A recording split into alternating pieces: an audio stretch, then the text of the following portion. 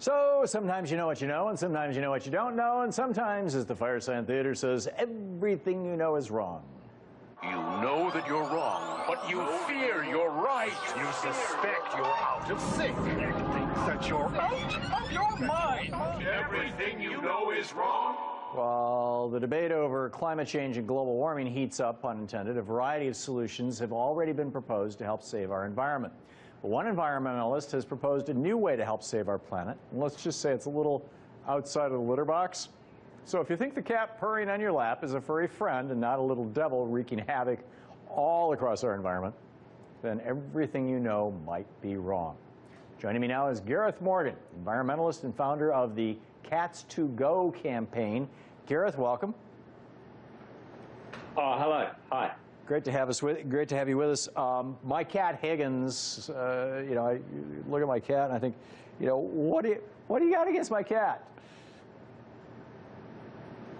Nothing. It's only when your cat wanders that it becomes a bit of a menace. There's nothing wrong whatsoever with confined cats, a bit like confined dogs. Really, no problems whatsoever. But once they start wandering, we know, and all the data tells us, that cats are natural-born killers. And I don't know about America, but in New Zealand, where I come from, we have a lot of native wildlife that is highly vulnerable to the actions of cats. Mm-hmm. And given that cats, Tom, they kill for pleasure, they don't kill more when they're hungry. They only return 20% of what they kill to their home. They leave 50% of it there just to die, and they eat the other 20 or whatever it is, 30%. So, yeah, the evidence against their activities once they're out of bounds, so to speak, is quite compelling. Yeah, well, I have to say our cats have never been outdoor cats, and I don't disagree. One single cat can basically evacuate isn't it something close to a quarter square mile of at least ground-dwelling birds and small mammals? I mean, it's some pretty startling statistics. Possible. Yeah, well, I mean, a cat, we know by fitting kitty cams to them that they travel, 3 to 5 kilometres in a radius. So, that's about 50 hectares. So they can do a lot of damage. The only reason urban cats don't wander that far is because they come up against other cats. Right. And, a fight ensues and they go home. Territory. So, yeah. So what's your solution? Are you suggesting that we should spay and neuter all the cats and confine them indoors, or?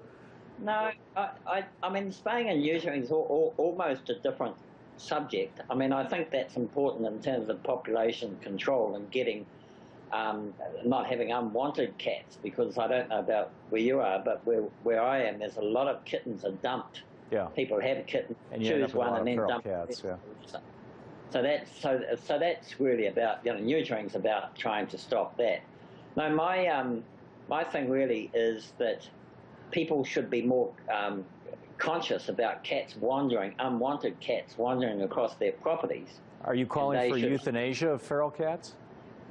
Well, definitely ferals, absolutely. They're a major killer here. But what I would suggest is that wandering domestic cats, if they're caught and returned to the local pound, then the pound checks them for microchip, and if they're microchipped, then obviously they go back to the owner. Whether the owner gets fined or not is a matter for the local authority. But if they're not chipped, then they do get euthanized, and that will make a big difference on the numbers. Yeah, time to crack down on the wandering cats. Thanks so much for being with us tonight. Oh, yeah, we do it for dogs, don't we? Yeah.